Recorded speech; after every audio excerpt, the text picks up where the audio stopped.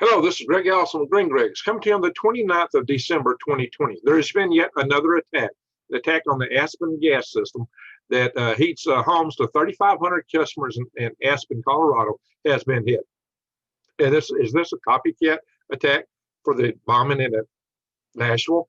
Well, a couple of things I'm going to point out in the course of this video. One is that at the conclusion of my last video, I said, well, what is going to be the outcome, all the ramifications of the attack in Nashville? And I talked about copycat attacks, and I talked about a copycat thing that happened immediately afterwards in terms of another van that's run around with the same kind of music that was played by the RV allegedly before it detonated there in Nashville. Well, now there's this attack in Aspen. Is this a copycat? Well, this is again is an infrastructure attack. And so we're going to talk about the nature of these infrastructure attacks. Interestingly, USA Today came out today talking about critical infrastructure and how we missed the boat on the ramifications of these attacks and how these things can affect us, how bad it can be. That, you know, the critical infrastructure, you know, where we took out 911, all kind of things by one critical failure point like that, single point failure, as we call it in the safety community. They just came out with that today, and I was talking about that, you know, yesterday, because that's my profession. I do avionics system safety. So I am a professional at analyzing the hazard analysis, what can go bad, root causes to failures, and what could happen, and how to control them.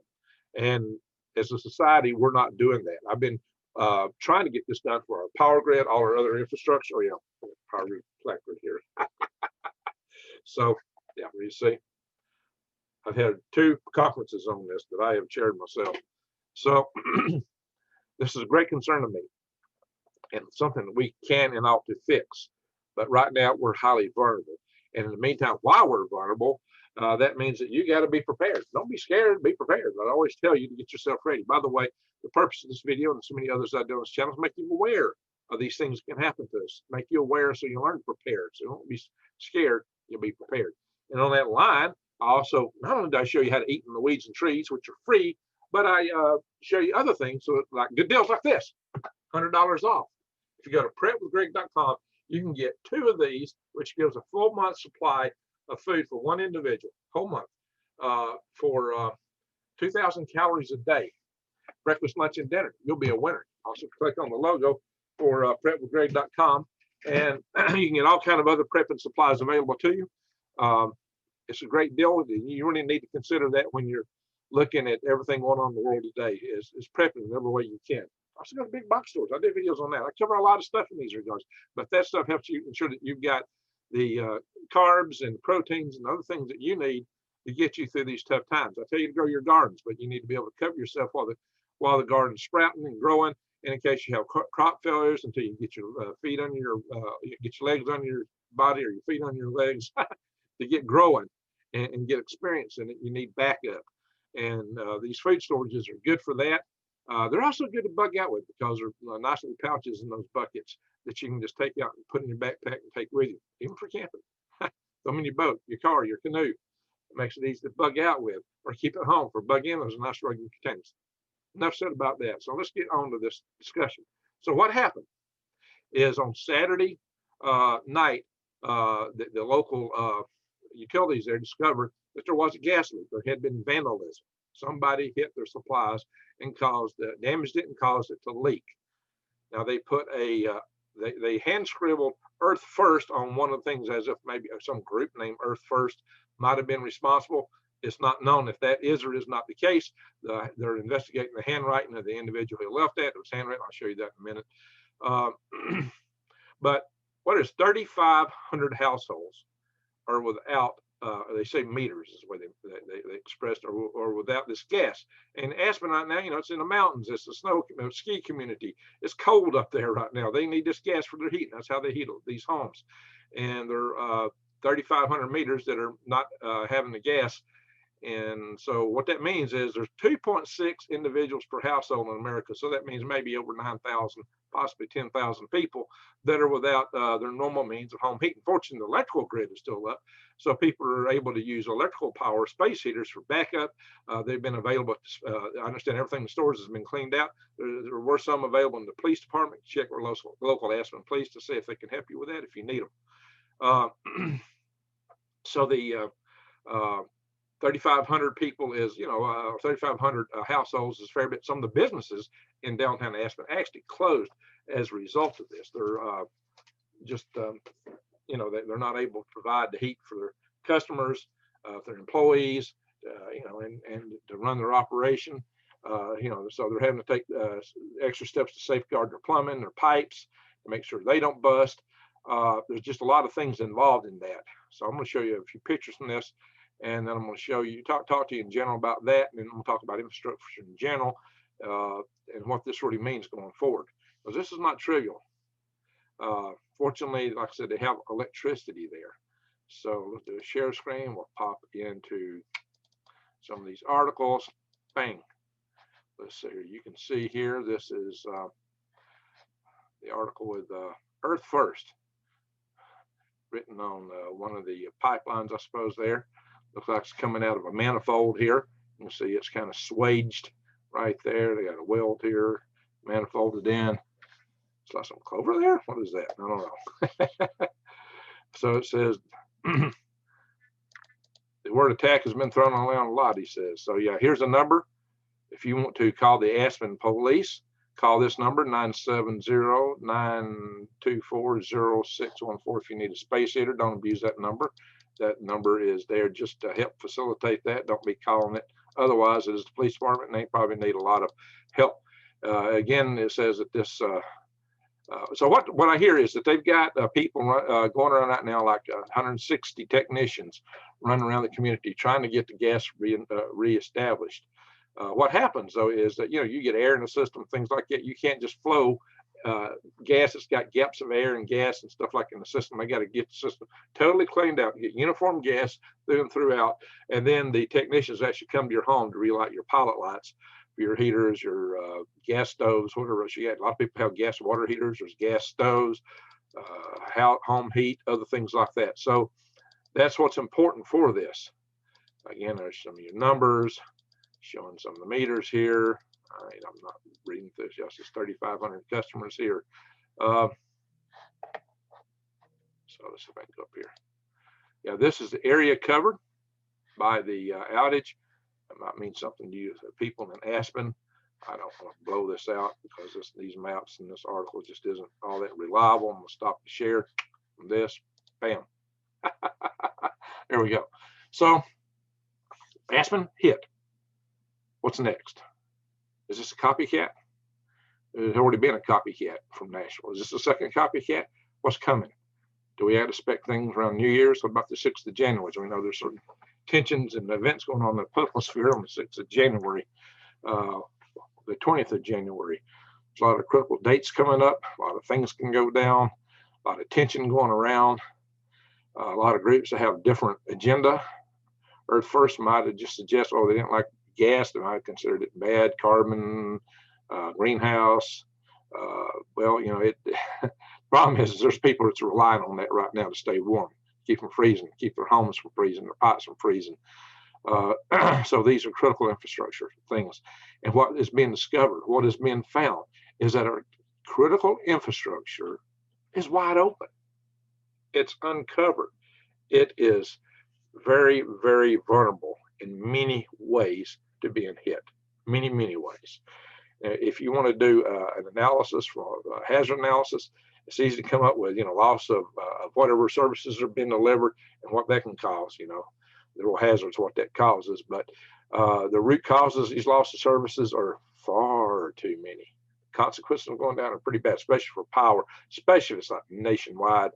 If it's a kind of a loss that causes damage that can't be repaired for years, like these large high voltage transformers, then this is where you get in a scenario where you're going to have people starving. And disease, the spread of disease. If it happens nationwide, like from EMP or CME, you're talking 9 out of 10 people will be gone within a year, according to the Congressional EMP Task Force. But they failed to account for what would be going on at the spent fuel rod pools, and the farmers not growing anything other than market food anymore, and the impacts of that. So I apprised, one of the people that was quite involved in that study of the added risk, and he agreed with me that they were optimistic. That was Dr. Peter Mr. Pry. I've had him on the channel a couple of times. I actually support him in his National and Homeland the security system that he's promoting right now. I'm the state director for Alabama. But this is my own group that predated that, our Red Defense. So I've been quite involved in these things.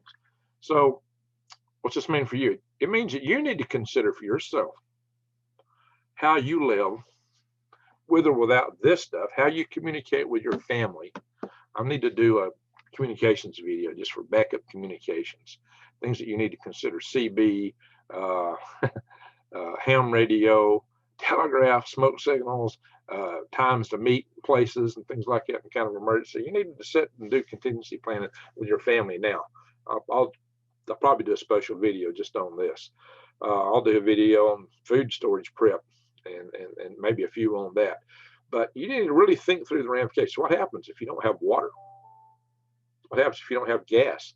What happens if there's no fuel for your vehicles? What are the critical infrastructures? Communications, we've already discovered that from Nashville. And we discovered when that went down, suddenly you can't call 911 either, maybe. It looks like there might be separate systems that they're so interconnected. So what happened? You got an emergency, and not as your phone might work. We had cell phones down, landlines down, 911 down. A lot of banks couldn't transact. Their businesses, credit cards were having issues. The issues were just trickled. It was a ripple effect. It's what we call a failure propagation. Yes, failure propagation. It occurs, and we've seen it happen, and we've seen how widespread one little AT&T facility was to an entire region. Well, in this case, it's gas. It's gas to a certain number of customers. What else can happen? Water. Like I said, your other fuel for gas, anything that's distributed. So here's the problem. What you have is critical systems that have single point failures all throughout the system. Single point failures, if they go down, cause widespread problems, and fault propagation, failure propagation occurs from them. Cascading failures is what you sometimes call in power grid, like when a little line gets too hot and sags down because it's hot, and the metal stretching and hits a tree limb in Ohio and knocks the entire Northeast out of power. It's happened once, and because they had one failure after another, because the entire power grid is a fine-tuned machine, and it can actually provides the exact amount of power that's being consumed at any instant in time. Well, that means there's a lot of trading back and switching back and forth that goes on in order to maintain that. Suddenly, when that starts failing and things are switching in more unreliable ways, you're going to start losing systems, not burn some things out. You get a lot of damage. So that's an issue. Now, what we have is numerous single point failures in all of these critical infrastructures. And these single point failures are reliant on multiple feeds to feed into them for their sources of power, water, whatever it is they have. And they have, so that's the roots, you might say. And then they have their branches where they distribute all this stuff out. All of that is vulnerable, every bit of it. Every bit of it is vulnerable. There's so many ways to bring down any one or several of these or cause the failures to cascade and propagate. And we've not got the right analysis. There's almost no analysis in these systems to accommodate that. And I'm going to tell you about what happened in Nashville in a minute, and their analysis on that. That's what we got to work on. But as a society, we've got to fix these things. In the meantime, though, you got to prepare yourself. You've got to get ready. And if they have a big power grid outage, the sun seems to be coming out of its sleep punching. And at the same time, our shills, Earth's magnetosphere, is dropping. We are at risk for solar coronal mass ejection. And did I covered some videos recently? I think maybe I've done one or two talking about international tensions. Yeah, we could have tensions from a EMP, CME, EMP. I think the probabilities of both are taking down our grid are much higher than normal. And also, I would say civil strife. Look, it's already started. People are just unhappy about anything. Now they see an example, I can go do this, look what it's going to cost. Yeah, that's a scary thing. That's because we hadn't got a system put in right. We didn't think it through. Some of us have been out here saying this for years, and nobody listens. Oh, it's fine, it's fine, it's fine. Don't worry about it. Don't worry your pretty little head. I mean, no problems. Well, now there's problems. So it needs fixing. That said, you need to prepare yourself. That's what I've been teaching. What do you need to do? Grow your own food. Learn wild edibles, wild medicinals. Have prep supplies. Have backup supplies. Do all these things. Don't support the distributed systems. Go off grid. So many communities are more and more requiring you to be on grid. Fight them. Go to City Hall. Fight City Hall. Say, no, being on grid is a risk. If there's a CME or an EMP, you might burn my house down. No, that little box you buy from some vendors is not going to help you. You know, don't buy it. Don't, if you believe that, hey, I got some nice beach property to sell you up on the Arctic Ocean. Yeah. You better consider that you got to get this grid hardened. There's no easy way out like that. This grid's got to be hardened or go off of it. Maybe the best thing is just to go off grid and fight City Hall. We need to get less distributed. We need more redundancy in our system, and we need a more distributed system, less central points, and we need to go as many people as possible off grid. These universal habitats concept I'm working up get you completely off grid, not on the grid for anything. And that makes you less reliant on everything else. See, what I promote on my channel is reduce reliance on central authorities and central systems and central companies. Going off grid with everything you can get is what you need to do for yourself, your country, your self-sovereignty. It's the thing to do. It is the only thing to do. Go off grid and buy everything local. Somebody, oh, Greg's only selling his own stuff. Somebody commented that. I didn't say, oh, just buy my stuff. Buy your neighbor's stuff. Buy from the farmers. Buy from the tradesmen. Buy from the local stores as much as you can, because we got 72,000 businesses in America that got knocked out here in this last few months. Essentially, the elite are trying to fix it where nobody else can climb the ladder up to their level. They're knocking out the ladder, so it's just them and the paupers down here, no middle class. That's what they're trying to do. So you're either working for Amazon or the government, or you're or Walmart, or you're just down here on welfare somewhere, just living from mill to mill. All that's totally unnecessary. We build our own economy. We don't need any of that stuff, hardly. Very little. Yeah, we'll still need some communications. We'll still want some internet, and we can still want to, have work at home opportunities and things like that. But that's why we need to go off grid. We need our survival communities. We need to trade among ourselves. I'm in the process of trying to get that set up. And I'm also fighting to preserve our freedoms. I started the Freedom Restoration Foundation. See the email below, info at freedomrestorationfoundation.org. Email me there if you're interested in tribes, put tribes in the title. If you're interested in survival, put survival in the title. Now, let's talk a little bit more about this thing with the people that want to cause problems. There's one other area that can cause that. One other thing that I brought in the videos I did about civil war. The videos where I talked about potential for civil war. What I said was this: these will be the targets. I'm not advocating it. I'm just telling you a matter of fact, because I've already heard this chatter. It's out there. If the chatter is already up, those that realize the shape of what this conflict will look like, which I painted in many different ways, know where the weaknesses are. Some people say, "Oh, Greg, they're going to put Apache helicopters down our throat." Well, if you're looking at Apache helicopter, know your maker well. I hope you've already said your prayers. But that Apache helicopter requires a lot of logistics to keep it going, and all the logistics require all these things in place: power, transportation, communications. Transportation don't occur without fuel and power. Electrical power is the linchpin, is the ultimate Achilles heel to all these things. Yeah, I'm gonna read this little article here, a few excerpts from it, from the USA Today that came out today. And it says, the vulnerability to telecommunication systems in Nashville and beyond became clear after Christmas Day when AT&T central office in downtown became the site of a bombing. Mayor John Cooper called the blast on 2nd Avenue an attack on infrastructure. Well, no kidding. All right. The effects of the attack are sure to ripple through the region for weeks. Yeah, no kidding. It took me 36 hours to get service back to this device. And I'm 2 hours drive from Nashville. right? So the telecom giant scrambles to restore services while maintaining the integrity of an active investigation site teaming with federal agents. Yeah, no kidding. State and local officials and experts say that the fact that multi-state region could be brought to its knees by single bombing is a wake-up call, exposing vulnerabilities that many didn't know existed. Duh, duh, duh. You know what I've been doing for 2 years, you know, more than that, since I did my first conference in 2016. I've been out calling for it from 2014, 15. And in part, then all our infrastructure is like this. I've been focusing on the power grid because none of these other systems work without power. Your communications, your water pumping, the fuel pumping.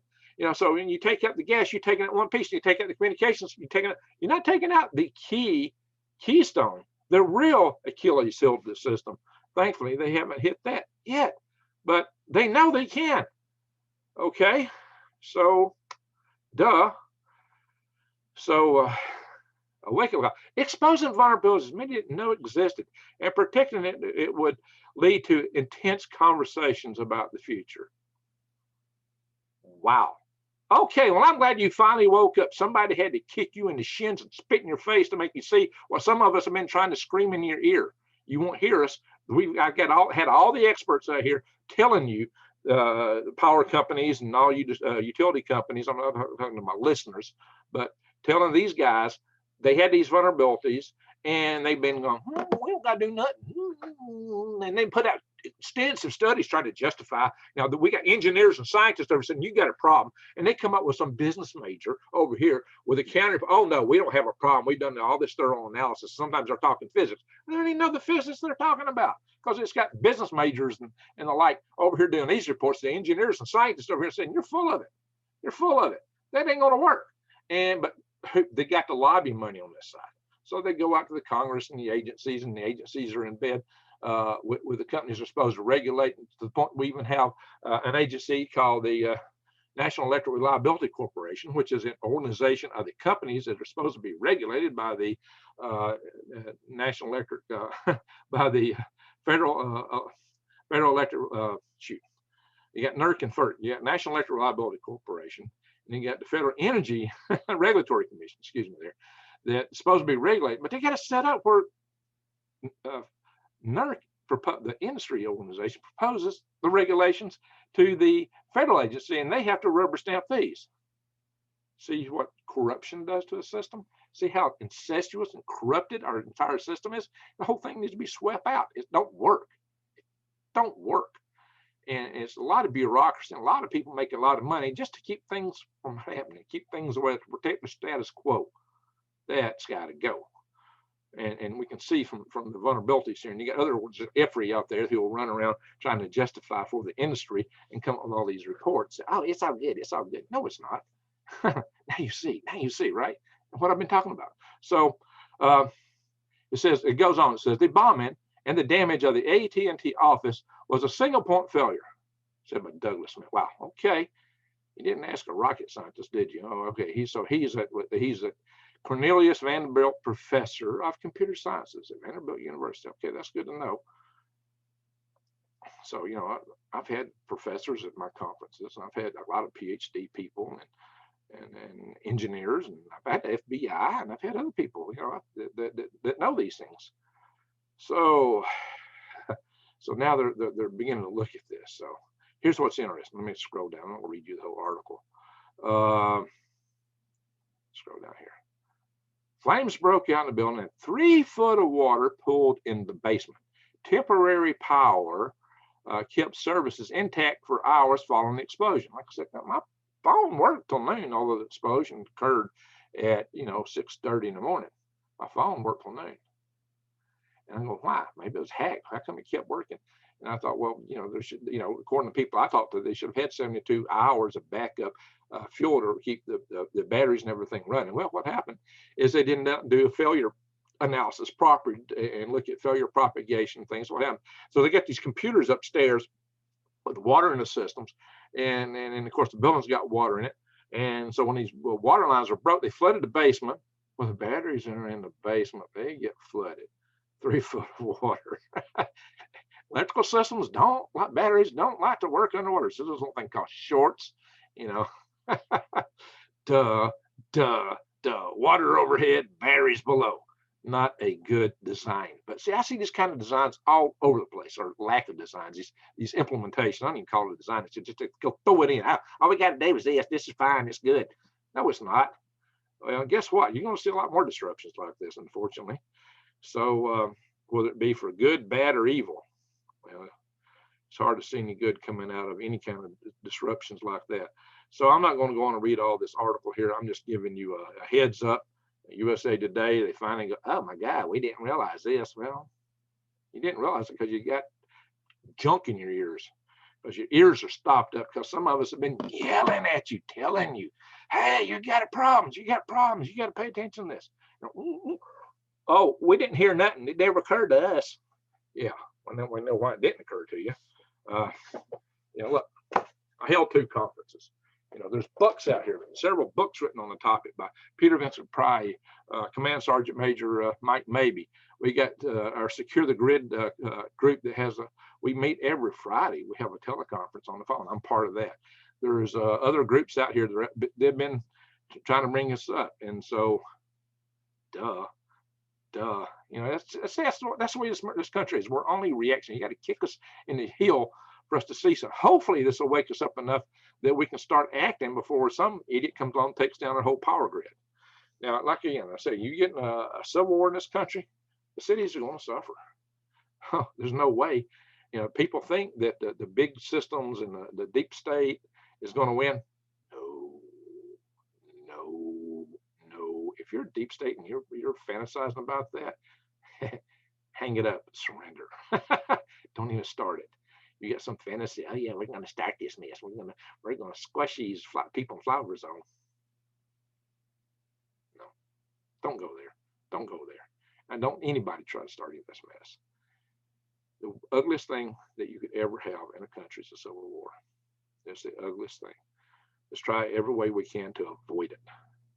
And let's try not to be pushing people their limits. When tens of millions of people stand for something, the other tens of millions shouldn't try to eliminate what these people are standing for just because they get a little bit of an upper edge, like certain freedoms that some people like to bridge something that are in here.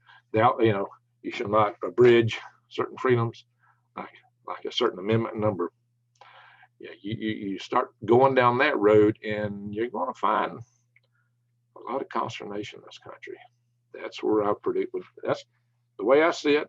And I may be wrong, but I'm seeing that like that would be an event that would trigger shades of the type of civil conflict I was mentioning in my Civil War video. Again, I'm not advocating war. I don't advocate violence. I advocate peace. I advocate us try to figure out how to get along. I did the video about rose-colored glasses. I said, try to understand the other person. But I also give it the admonishment that you can't be run over. You can't be run over. Always try to understand where other people are coming from. Try to walk in their shoes, put on their rose-colored glasses, try to see how they see the world. So maybe you can communicate with them, but it's a two-way thing. You got to wake them up, and that's how they'll communicate back, and you try to reach some understanding. But too many people are so walled off, so set in their ways, it may be hard to win people back around. But don't be taking our liberty. Okay, we have these for a reason. And we're living in tough times. We're living in tough times. So I pray that, and that's another thing, prayer. Some people don't believe in it. If you don't believe in it, it's fine. But, for those of us that do, we'll be exercising it and praying for a better outcome. And again, there's those, Greg, all your videos are fear-mongering. I hear that from so many people. Really? You see my videos on prayer sessions, my videos on wild edibles. Sometimes I do come on just joking about something every now and then. I do, the big box store. Come on, I tell people what to do. And it's not, I show you that you can buy stuff. But these are things, that's a good darn deal. That's a really good deal. And by the way, I go beyond that. I tell you what you can get for free. But, you need something like that to back it up. That's my point. Get it if you can. But if you have to choose, and if you got just, a couple of bucks, go buy a bag of dry beans, ramen noodles. If you only got $2, go out and buy ramen noodles. But, those darn ramen noodles got some nutritional and chemical issues with them, but you know, it beats starving to death. Like I was talking about boiling water in a plastic bottle. If you have to survive, do it. I mean, yeah, you might get a lot of chemicals out of it, and it might take you out, you know, a few years down the road, but it beats dying, you know, next day or a few hours down the road. So yeah, keep yourself going. Sometimes you take a risk, but it's a calculated risk. You know, do I die today or do I die tomorrow? Well, I choose to put it off to tomorrow if I can. There's a lot of stuff I might do today. Might be useful, might be helpful. Some people, you know, you got this excuse, oh, Greg, but why prep me? We're all going to die eventually anyway. Really? Yeah, we are. But if that's what you think, just stop eating. You know, just quit eating. That's your attitude. Why bother? Why go through the trouble? Come on, guys. Everybody wants a productive life. And some people, oh, well, I couldn't stand life. You know, if it all happened, they got this illusion that during a nuclear war, we would all die. Oh, no. Oh, no. The target areas will have people dying, and then lots of people will die in the aftermath of it because of the problems that we'll have with no power grid, perhaps a nuclear winter, breakdowns of the system, you know, lack of food, water, all that good happy stuff, unhappy stuff, I should say. But you know, you need to learn how to survive. I'm gonna do a nuclear bug out video too. I think it'll be 2 of them now. I think I'll do one on for a nuclear war and another for the power plants, because it's really separate issues, and then I'll put it all back together.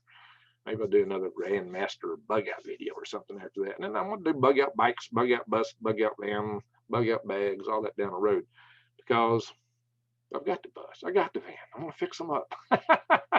So you can see what I've done. And maybe that'll spur some of your imaginations to come up with ways, you know, in survival tribes. There's so many things we can do. Let's just hope and pray we got time to do them. And then if it, you know, none of this stuff happens, what's happened? Well, you got recreational vehicles. You get some exercise. You're outside. You're growing your own food, so you're probably healthier because you're getting some sunshine, being outside gardening. You're growing healthier food. You know what you got. You're making communities, making friends, and you made a more resilient society. That's all good. And if you're going off grid and buying local from your neighbors in your community, not just Greg Allison, you know, somebody suggested. If you're buying local, then what you're doing is you're kind of pushing the gulag away, the global gulag. So now we don't need you. You ain't got nothing to offer. Oh, the Great Reset. What are you going to give me? Well, I can live in an apartment that I rent, and I have to rent my clothes and my toothbrush, but that's okay. I ain't got to worry about nothing. No responsible for anything, but also I have no recourse to anything other than what you tell me. No, thank you. You can take that proposition and shove it.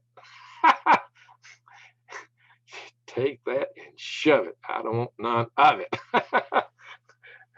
And we'll have our own gov it if necessary, at least amongst ourselves. Our own little trading system, our own little way of going. Yeah, they want to take everybody off the land. They want to, but you know, we'll have to make a stand to keep the land. Yeah, no, that's not happening. They think so. That's their fantasy. And they got a lot of money behind it, a lot of big organizations and banks and corporations, big corporations, big tech. Yeah, they think they get all the answers. They're so smug, and it's like Bloomersburgers. Mike Bloom, I can never say Bloomberg anymore, but it's called Bloomersburgers so long. Yeah, I got a video on that. Yeah, I was kind of, oh yeah, I tore him up. I read it. I did it in the form of a poem. It says I'm all negative. I had fun ripping him one. I ripped him a big one at that point. See if you can find it in my videos down below. So, yeah, I'm here to help you survive, thrive, and stay out of the hive. So, subscribe to my channel if you've not already done it. Bang the update notification bell and click all. And then you'll have a better chance of seeing the notifications from my videos when I put them out. But come back, you know, every week or so and just kind of scan through and see what I put out. Because the reliability of them sending out the notifications is a lot less than totally spectacular. So anyway, hey, this is a distributed system right here, the internet and the various servers on it, platforms such as YouTube. These are all vulnerable systems. Now, as much as we gripe about them, I come here all the time to YouTube to bring messages to you, because this is the great watering hole in the information world today. More people are on YouTube than ever. People complain about it, and you know, it's certainly limited a lot of what we cherish, but it is a platform that belongs to them, and we are able to use it And so I got to give it credit for that. But man, we got to carry conversations elsewhere if they get off in other directions. We have to be careful what we say here. But the platform does belong to them. Now, some people debate, the aspects, the public utility aspects of it, the monopoly aspects of it. There's a zillion other platforms out there, and everybody says, well, go here, go there, take everything here or there. You can, but those aren't good funnels to bring people in. Or, you need YouTube just to tell people to go these other places. That's what all these channels are. They have all these other places, but they keep coming back to YouTube to ask people to go those places. Why? Because the traffic, there's so many of them that all put together, their traffic is a fraction of YouTube. You take all these others and pile them up, their total traffic is a fraction of YouTube. YouTube is where everybody's going. It's the big watering hole. And that's why I'm here. Now, I may go ahead and set some things up in some of these other places, like my Survival Tribe. We got a Facebook site. Not Survival Tribe, my Freedom Restoration Foundation. Well, we also have one on MeWe, and we're working on a couple of others. And we're tonight I'm going to be working on our webpage.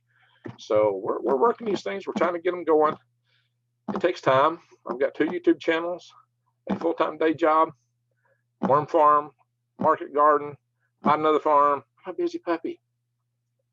And yeah, if I want to make money on YouTube, if you want to make money on YouTube, do not start a prepper channel or do not start a gardening channel. Start a channel about little fuzzy critters or babies. You'll make a killing.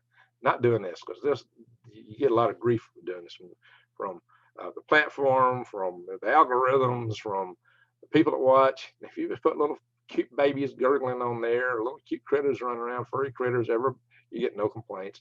You get millions of watches and subscribers, and you can sell the heck out of little bunny houses, t-shirts, pictures, make a killing. That's how to make money on YouTube. Not what I'm doing. What I'm doing, I'm trying to help everybody. Why? Because I've been doing this for a long time. Why? Because I believe in this. Why? Because I want a future. Why? Because I've got kids. I've got grandkids. And so do you. And I actually want to see humanity move out. And you don't believe in it, maybe, but I want to see us colonize and develop space. Some of you just don't believe in that. I don't care. Go off and play on your flat earth platter. While I'm going in the sky above the matter. So if you don't believe me, then you get the luxury in the back of your mind. You'll think you'll get to laugh when I hit that big dome in the sky. I have been in this. I sent balloons up to 20 miles and launch rockets from my friends. And I've been working space my entire career. But I'm a farm boy. I grew up on a farm, and I realized the problems in our system, our vulnerabilities, and the fact that we need to prepare. And I always did like being in the woods. I love it outdoors. So that's the other side of me. I live like living I'm half mountain man and half space man. Yeah, it was part of my thing. I couldn't figure out what I wanted to be, a mountain man or a space man all my life. Oh, maybe I'm both. You can be both, especially the habitats concepts I'm coming up for space. You see, you got to take the wild with you. You got to have it. You got to have an entire ecosystem to survive up there, and worms too. All right, folks. So that I know you watched this long, just say, hey, Greg, take them worms, red worms of the red planet. All right, guys. Keep an eye out. Look out for things, for people that might be about to hit the infrastructure. Look out for people that are having emotional problems. If they're starting to sell off their stuff, bring them in. If you see somebody in the community that's just isolated, start befriending them. Now, they might be a little weird, but you know what? The best medicine for these people is just a little love. That's what people need. The best medicine is always love. And, and love dispels hate, just like light dispels dark. Just remember that. So, okay, maybe that's good as an alternate, better ending for you to tell me, so I know you watch it. Greg, the best medicine is love. I like that. Best medicine is love. Don't forget that. Oh my gosh, I'm not supposed to be telling you those kind of things. I'm supposed to be a fear mongerer. I tore enough out of the comments I see. Pardon me. All right, everyone. Thank you very much for watching. Goodbye.